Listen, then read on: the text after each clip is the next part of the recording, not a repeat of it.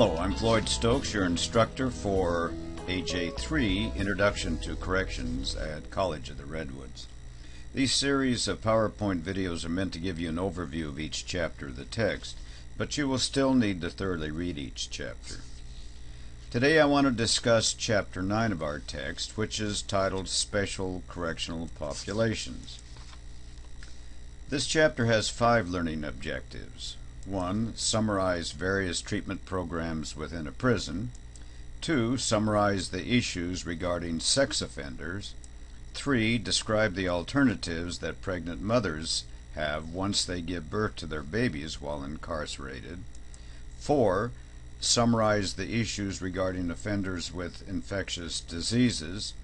And 5. Outline the issues of aging and terminally ill prisoners in terms of their medical care, housing, and release options. Alright, let's get started. We discussed earlier in other chapters that evidence-based correctional practices require an initial risk or needs assessment at intake. All offenders are rescored at least once a year or earlier if a major situation occurs, such as a disciplinary infraction, change in physical or mental health, or a need to transfer to a different unit for treatment. Reassessments allow for the opportunity to address any new treatment needs that surface. According to the text, in-prison treatment programs based on cognitive behavioral interventions can reduce future recidivism between 20 and 30%. These interventions assume that thought patterns and feeling determine behavior, and that identifying and changing thinking errors will ultimately change behavior. Thinking errors are defined as ways that people use to avoid taking responsibility for their own behavior, or ways to make themselves look good by making others look bad.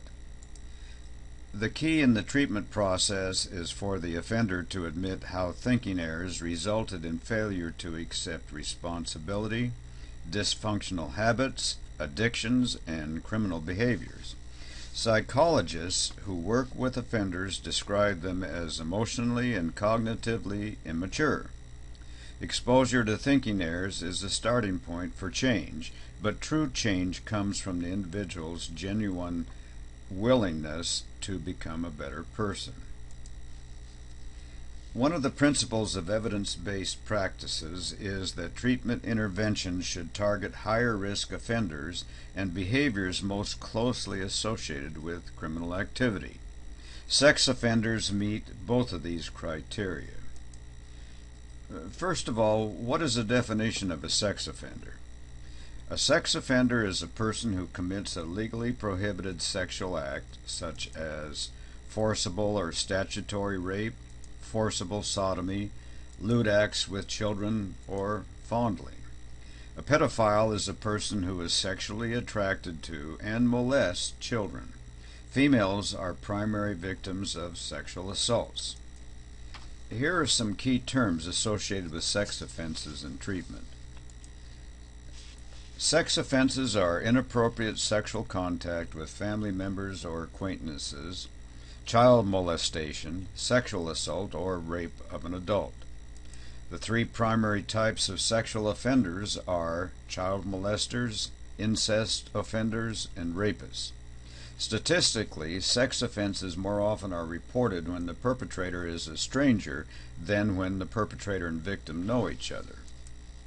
Aversive conditioning is the use of negative stimuli, in other words, painful thoughts, putrid smells, and so on, to reduce or eliminate sexual arousal. Antiandrogens are hormones that lower the male sex drive by decreasing testosterone levels. An example of this would be cypeterone acetate. Selective serotonin reuptake inhibitors are medications that increase serotonin levels in the brain to reduce libido and cause erectile dysfunction. Treatment programs use multiple regimens. Cognitive behavioral therapy is used to address thinking errors and minimization.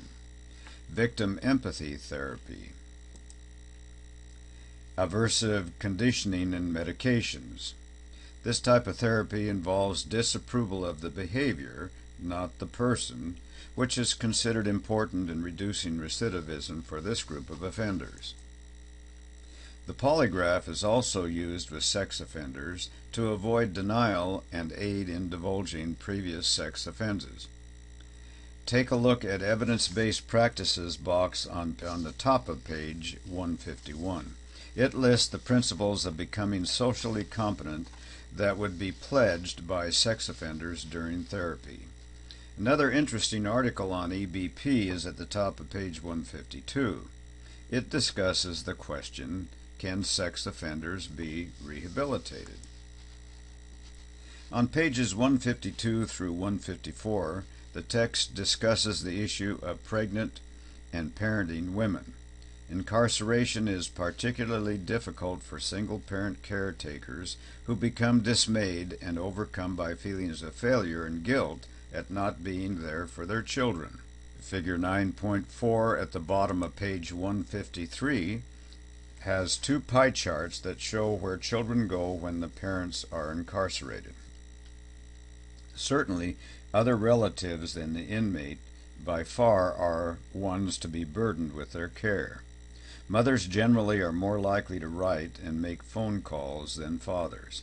Some prisons are now experimenting with what is known as virtual visits. These are similar to Skype, that allow children to see their parents on a computer screen from home while communicating with them on the telephone. Between 6 and 10% of women enter prison pregnant.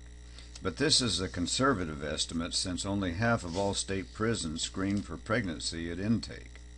Because of needs for special care, an expectant mother is generally transferred to a facility located near a hospital. The mother is transported back to jail or prison the same day after giving birth to minimize security costs. Prison nurseries are an option for some mothers and infants if they meet the qualifications.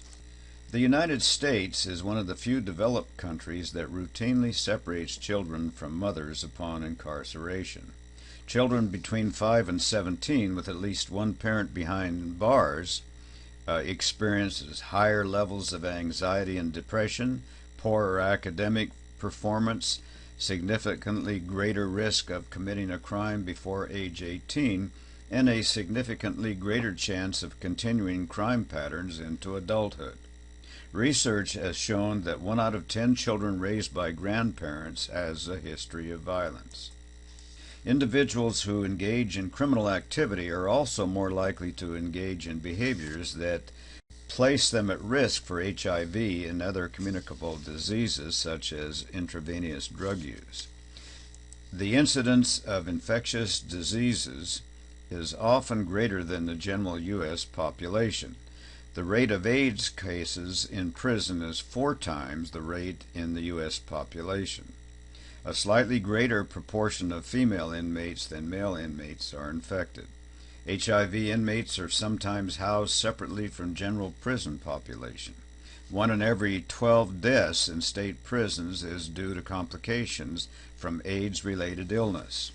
The text discusses this issue and the issue of other communicable diseases such as tuberculosis and hepatitis C on pages 156 and 157.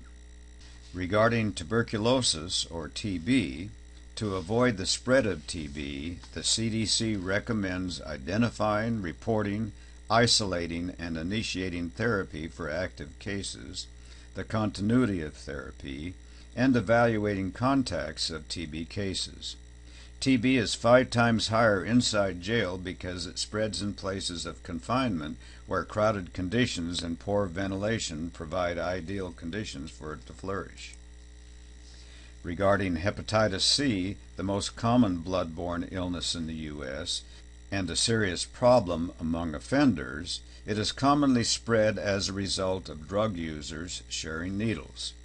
There is no vaccine for hepatitis C, only a vaccine for hepatitis B at this time. State and federal prisons struggle with inmate care. Each state must make available to its inmates a level of medical care that is reasonably designed to meet routine and emergency health care needs, including physical ills, dental care, and psychiatric care. Jails and prisons are not only obligated to provide medical care for incarcerated offenders, but staff can also be held legally accountable for ignoring medical conditions based on a standard of deliberate indifference. Inmates do not have the right to better medical care than free world citizens, and courts restrict the recourse inmates have for inadequate medical care. The number one issue linked to the rising cost of incarceration is the growth in the number of persons who have special health care needs. If an inmate requests a medical visit and has no money, they cannot be denied medical treatment. The graying of U.S. prisons began in the mid-1980s as longer sentences for recidivists and reductions in the use of parole began expanding the number of inmates who remain. Older inmates now make up about 13% of the prison population, which is more than double that of the previous decade. The National Institute of Corrections and most state prisons define an elder prisoner as being age 50 or over. Geriatric prisons are separate facilities specifically designed for elderly inmates where they have no contact with the younger general population. Because of high medical costs, many states now have compassionate release, also known as medical parole, which is available on a case-by-case basis for inmates who are permanently incapacitated, who have less than 1 year to live, and for those who no longer pose an imminent danger to the community. Prison hospice facilities based inside prisons are available for the terminally ill prisoners whose sentences do not qualify them for medical parole or their application was denied. Prison hospices operate similarly to community-based hospice services with pain medication, a team of nurses, social workers, dietitians, pharmacists, clergy, and volunteers such as able-bodied inmates. And the correctional officers involved have to have respect for the care and companionship that they see as necessary to allow every person, no matter how they behaved on the streets, to die with dignity. All right, to summarize this chapter, offender treatment programs are for treating specific needs of the offender. Sex offenders are a diverse group, and programs of treatment involve many components. Pregnant mothers in prison have varying options dependent on the state where they are incarcerated. Offenders with infectious diseases pose a challenge to both the management and healthcare resources.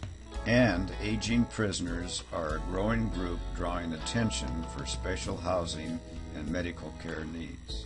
Before I close, be sure to read page 160 of the text that discusses the case should infants and toddlers of incarcerated moms be raised in prisons. Well, that's it for now. We'll see you in class.